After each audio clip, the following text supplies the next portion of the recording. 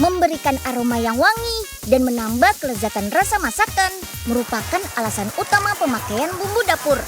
Cuma tahu nggak, bahan dapur yang selama ini kita pakai untuk memasak ternyata bisa disulap jadi benda-benda yang bermanfaat untuk kesehatan dan kecantikan loh. Check it out dalam inspirasi bahan dapur sesaat lagi. Yuk kita kemon!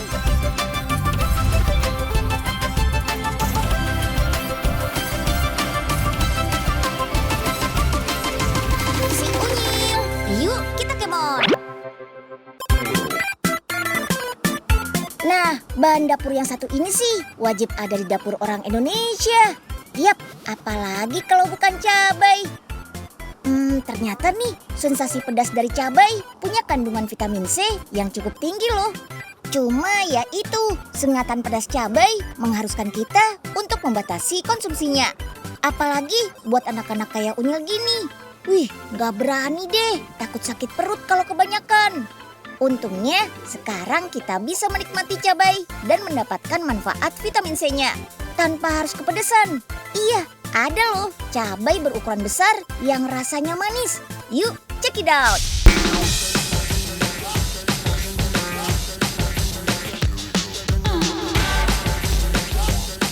Nah, ini nih cabai yang diributin sama Pauga dan Poipe. Namanya cabai giant Aconcagua. Wah, besar banget ya. Tanaman asli Amerika Selatan ini memang punya buah yang besar-besar. Bahkan bisa mencapai 30 cm. Jadi nggak heran deh kalau harga per buahnya bisa mencapai Rp100.000 loh. Wih. Sama seperti tanaman cabai umumnya, tanaman ini juga bisa berbuah sepanjang tahun. Bisa 3-4 kali panen dalam 1 tahun. Terus tiap pohonnya bisa menghasilkan 3-10 buah cabai. Semakin sedikit buahnya akan semakin besar cabai yang dihasilkan. Yang mau nanam cabai raksasa ini di rumah, simak baik-baik caranya ya. Nah, sekarang kita semai bibit cabai giant Aconcaguanya nih. Media tanamnya cukup pakai tanah dan kompos. Setelah keluar daunnya, baru deh kita pindahkan ke pot yang lebih besar. Habis itu tinggal tunggu berbuah. Sekitar 3-4 bulan. Gampang banget kan? Oh iya, jangan lupa disiram air untuk menjaga kelembapannya. Tapi nggak boleh kebanyakan ya, karena cabainya nggak bakal tumbuh. Terus wajib diingat untuk menyimpan cabainya di tempat yang teduh. Lebih baik lagi jika ditaruh di dalam greenhouse kayak gini. Jadi gak gampang kena hama dan penyakit. Duh Den, udah dong, udah banyak bener nih. Lagian mau makan cabai segini banyak, nggak nyonyor apa nanti bibirnya? Ya enggak lah Pak, cabainya kan gak pedas sama sekali. Mana ada cabai nggak pedes Den, apalagi segede gini. Ya Pak Oga gak percaya amat sih. Halo Profesor Pak Syukur. Profesor. Halo Unyil, halo Pak Oga. Profesor, ini nih, masa Pak Oga gak percaya kalau ada cabai yang gak pedas? Jadi cabai itu ada yang tidak pedas, ada yang pedas dan bahkan sangat pedas begitu. Nah ini salah satu cabai yang tidak pedas. Terus kalau nggak pedes, kira-kira masih ada kandungan vitamin C-nya nggak Prof? Jangan-jangan cabai-cabean nggak ada nutrisinya lagi. Cabai pedas maupun tidak pedas, kandungan gizinya itu mirip-mirip saja. Jadi vitamin C-nya tinggi, vitamin A juga ada. Kemudian vitamin C-nya nih, ini rata-rata 60 mg per 100 gram. Tapi istimewanya ini karena dia tidak pedas, maka kita bisa konsumsi lebih banyak nih. Kita sudah bisa memenuhi kebutuhan vitamin C kita ini, Unyil, Pak Oga. Saatnya kita masak. Kita belah dulu ya cabenya, tapi jangan sampai putus. Terus bersihin deh bagian dalamnya. Nah, sekarang giliran isiannya. Bumbui dulu daging ayamnya dengan kaldu ayam, garam, dan gula. Lalu tambahkan minyak wijen, kecap ikan, dan telur. Terakhir kita aduk dengan tepung sagu sebagai pengikat. Kalau sudah, tinggal kita isiin deh ke cabainya. Isiannya nggak harus daging ayam kok. Bisa daging sapi atau sayur-sayuran. Dipilih saja sesuai selera teman-teman di rumah. Terakhir kita kukus deh selama 15 menit. Gampang banget kan? Selain diberi isian, Kulit cabai giant Aconcagua yang tebal dan punya rasa cenderung manis juga cocok sebagai campuran salad. Pokoknya gampang deh dikreasikan sesuai selera kita. Selain buat bahan makanan, cabai juga bisa digunakan untuk mengatasi pegal-pegal loh. Bukan dioles langsung ya, tapi dalam bentuk koyo kayak gini. Koyo cabai biasanya lebih dipilih untuk meredakan nyeri otot, sakit pinggang, sampai pegal linu karena aplikasinya langsung tepat sasaran. Bukan cuma namanya saja, koyo cabai beneran terbuat dari cabai loh. Kandungan pedas dari cabai bisa lebih cepat merangsang pemulihan rasa sakit. Unyil ajak langsung saja deh ke pabriknya di Gresik, Jawa Timur. Yuk kita kemon!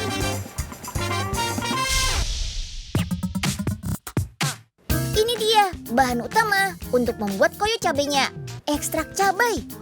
Dalam ekstrak cabai terdapat kandungan senyawa bernama capsaicin yang menjadi sumber rasa pedas saat memakan cabai. Untuk membuat koyo cabai, ekstrak cabai perlu dicampurkan nih bersama bahan pencampur lainnya. Ada potongan karet alam yang dicampur bersama larutan perekat. Setelah semua bahan tercampur, tinggal tambahkan deh ekstrak cabainya. Proses pencampuran membutuhkan waktu selama 18 jam sambil dijaga suhunya tetap dingin supaya semua bahan tercampur merata dengan sempurna. Tuh lihat, adonan hasil pencampuran bentuknya kental dan punya tekstur yang lentur. Biar bisa dipakai, selanjutnya adonan koyo cabai bakal ditaruh pada lembaran kain sintetis berjenis rayon yang dikenal punya daya serap tinggi dan lembut di kulit. Sambil terus diputar, kain bakal diberi olesan adonan ekstrak koyo cabainya tuh. Ekstrak cabai otomatis bakal menempel di permukaan kainnya deh. Koyo terus dibawa masuk melewati oven panjang supaya mengering dan menempel sempurna, sekaligus menguapkan berbagai bahan pelarut yang ada. Koyo selanjutnya diberi release paper, yaitu kertas berlapis silikon sebagai lapisan penutup biar nggak saling nempel. Gulungan koyo cabai yang sudah jadi tinggal dibawa deh ke mesin pemotongan. Oh iya, sebelum dipotong permukaan koyo harus dilubangi dulu ya. Ayo, ada yang tahu buat apa lubang-lubang kecil yang menjadi ciri khas koyo cabai ini? Lubang-lubang kecil di permukaan koyo cabai bertujuan supaya ada aliran udara segar yang tetap menembus kulit. Lanjut, lembaran koyo yang masih panjang ini dipotong kecil-kecil, seukuran yang pas untuk ditempel nantinya. Sip, tinggal pengemasan nih. Koyo cabai langsung dibungkus ke dalam kemasan plastik yang masing-masing berisikan 10 lembar koyo cabai. Oh iya, untuk memastikan koyo cabai yang diproduksi telah memenuhi standar, kita uji kualitasnya dulu nih. Pertama, ada pengujian daya rekat. Koyo ditempelkan pada plat besi, lalu ditarik pakai alat pengukur ini. Lalu ada uji kandungan senyawa capsaicin yang menjadi zat aktif pada koyo cabai. Tiap sentimeter persegi harus mengandung senyawa capsaicin sebanyak 0,37 mg. Oh iya, Unyil punya tips nih cara pakai koyo biar efektif meredakan nyeri dan pegal-pegal di badan. Pertama, bersihkan bagian yang sakit supaya nggak ada kotoran yang menyumbat pori-pori kulit. Pastikan juga permukaan kulit dalam keadaan kering ya. Kemudian tempelkan koyo pada area yang terasa sakit. Tekan sedikit sampai koyo melekat sempurna di kulit. Sip, tinggal diamkan koyo selama 2 atau 3 hari sampai rasa sakit mereda. Oh iya, sensasi hangat hingga panas pada koyo cabai juga bikin lancar peredaran darah loh. Makanya proses penyembuhan bisa lebih cepat deh. Mantap! Come on!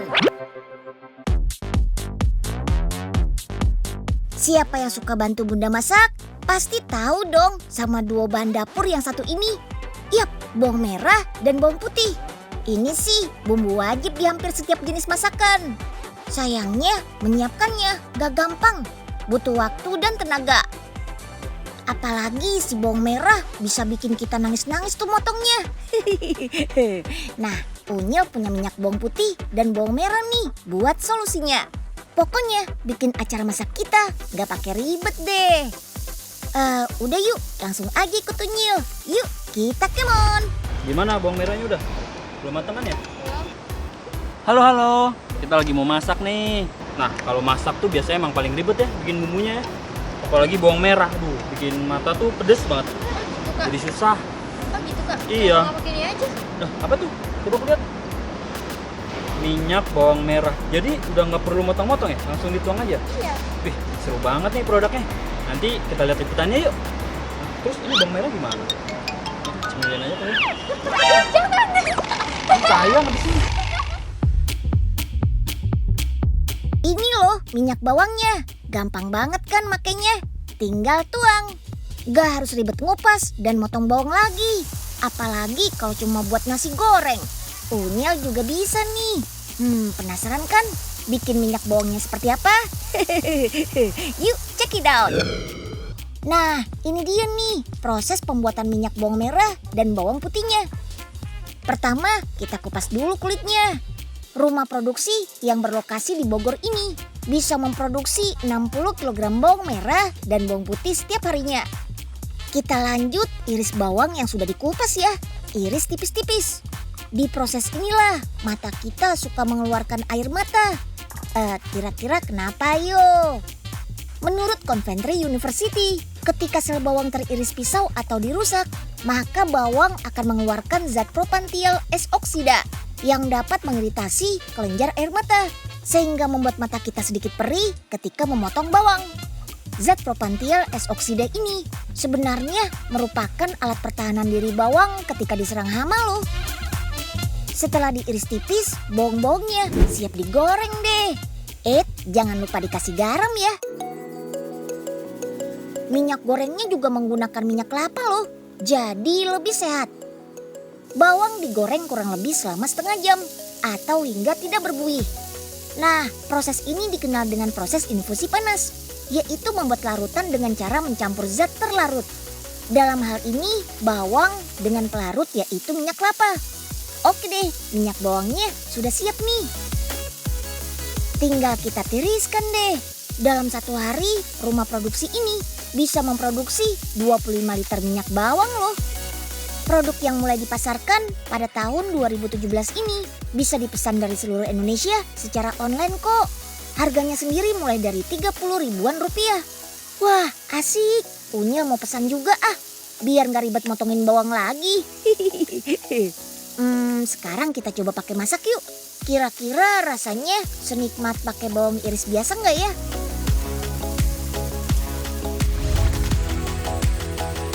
Selain sebagai penyedap makanan, bawang merah dan bawang putih bisa bermanfaat sebagai antiseptik dan antibakteri alami. Bahkan bawang merah juga memiliki kandungan vitamin C. Nah, jika kita konsumsi secara rutin, bisa merangsang produksi kolagen yang berguna untuk membantu penyembuhan luka dan meningkatkan imunitas tubuh. Wih, mantap nih!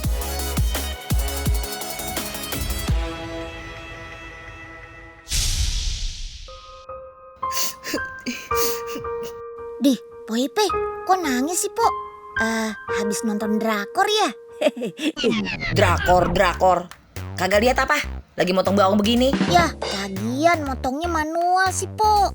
Nih, Po, pakai alatnya Profesor aja. Nah, iya, cobain alat saya nih, Po Ipe. Dijamin bawang teriris tanpa menangis. Ya udah, coba Nyil, tolong dimasukin bawangnya. Oke, Po. Nah, nih, Po, sudah jadi. Loh, kok masih nangis aja sih, Po? Iya nih Nyil, Poipe baru inget. Kok cuma beli bawang doang tadi? Mau dimasak apaan ini? Masa gak doain jus bawang? Ya ampun, Po Ipe.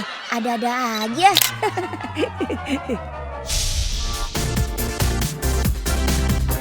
Aroma yang kuat dan rasa pedas yang khas juga bikin bawang putih digemari buat dijadikan camilan.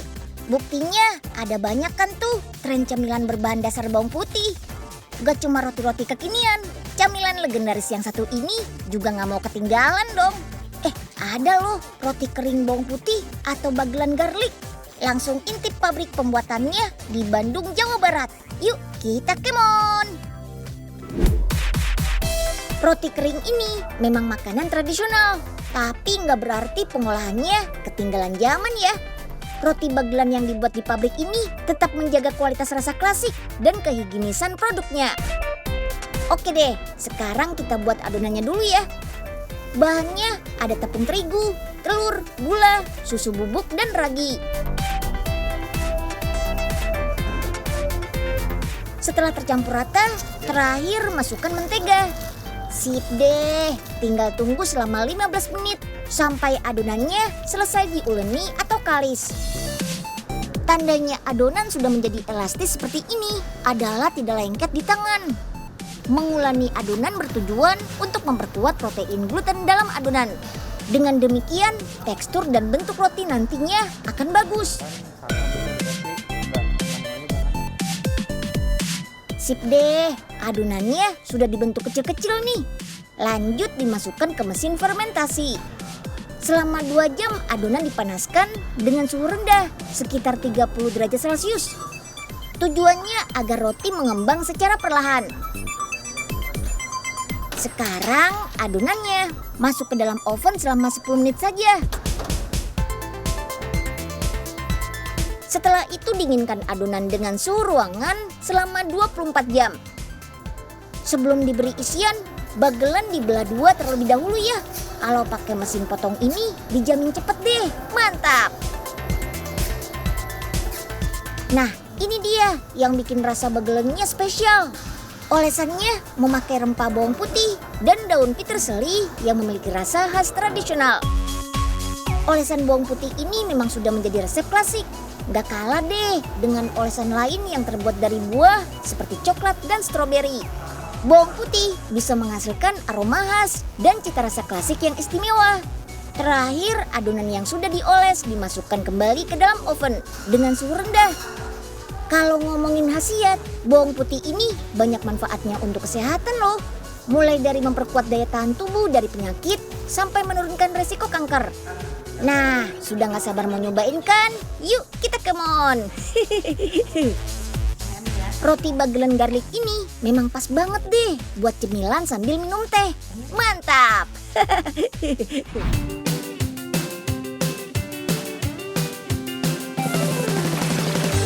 Satu lagi nih, bahan dapur serbaguna yang bermanfaat buat kesehatan kita.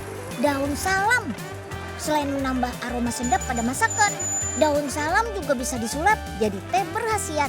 Bisa menurunkan gula darah, kolesterol, dan menjaga kesehatan jantung loh. Mantap! Proses pertama, sortir dulu daun salamnya. Pisahkan daun salam segar dari daun-daun yang bolong, busuk, atau layu. Sekali produksi bisa menghabiskan sampai 50 kilo daun salam loh. Oh iya, ada tambahan serai juga nih. Serai yang dipakai bagian dalamnya saja ya. Lanjut, bahan-bahannya tinggal dicuci biar bersih dari kotoran dan tanah yang menempel. Setelah itu ditiriskan sebentar.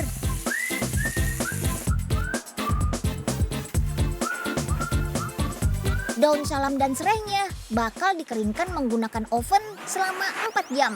Metode ini dipilih karena lebih hemat waktu dan higienis. Oh iya, mengovennya harus pakai suhu 60 derajat Celcius ya, biar daun salamnya gak terlalu kering dan gosong. Khasiatnya juga gak bakal hilang deh. Oke, sip. Bahan baku yang sudah kering sempurna bakal lanjut digiling jadi serpihan-serpihan kecil kayak gini.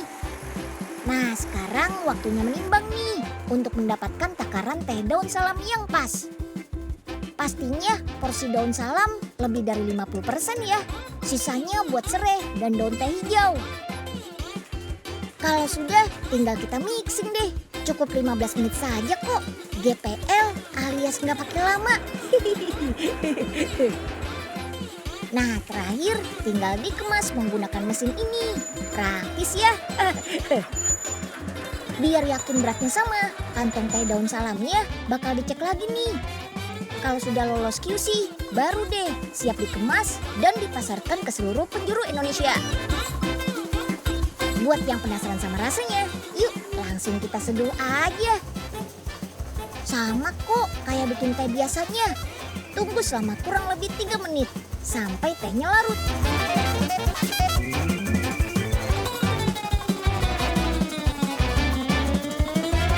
Sahabat Unyil, ini ada nih teh menyehatkan, teh dari daun salam. Nah, bingung nggak sih rasanya gimana sih kalau salam dijadiin teh? Ternyata enak-enak aja, jadi begitu dicium, dia akan keluar aroma-aroma dari serai sama salamnya. Dan rasanya juga nggak pahit, jadi nggak masalah kalau diminum tanpa gula.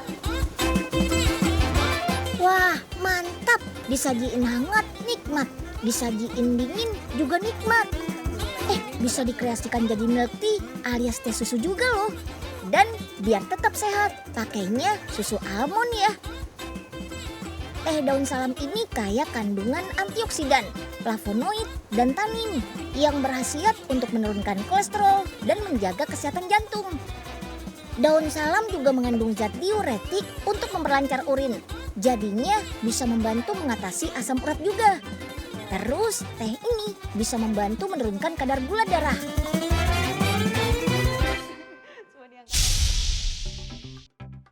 Jadi gini nih Nyil, Profesor lagi ada rencana nih mau bikin mesin terobosan baru. Tapi Profesor butuh bantuan Unyil. Wah, siap Prof. Mau bikin alat apapun, Unyil siap bantuin. Sepada. Tumben nih, Pak Oga mampir ke labnya Profesor. Iya, ada apa nih Pak Oga? Mau minta tolong dong, Prof. Tolongin cek gula darah Oga. Walah, iya, boleh sini dicek dulu Pak Oga. Loh, kok tinggi ya hasilnya? Hah? Perasaan Oga udah nurutin Profesor. Katanya minum teh salam biar turun gula darahnya. Masa malah tinggi sih? Emang teh salam kayak apa sih yang Pak Oga coba? Iya Den Unyil. Jadi Oga kan udah nyeduh tuh tehnya. Nah terus sebelum diminum, Oga salam dulu deh ke tehnya. Baru deh gluguk Oga minum. Pantesan gak ngaruh. Walah dalah, bukan salam yang itu Pak Oga, tapi daun salam. Si Unyil, yuk kita kemon. Nah, sekarang sudah gak heran deh kenapa orang zaman dulu mengandalkan bahan dapur sebagai obat juga resep kecantikan. Ternyata ada banyak banget potensi tersembunyi dari bahan dapur ya. Hari ini cuma ngebahas 4 macam aja. Waktunya udah keburu habis. Gimana kalau semuanya Unyil absen satu-satu? Sampai jumpa dalam episode si Unyil selanjutnya. Unyil sign out.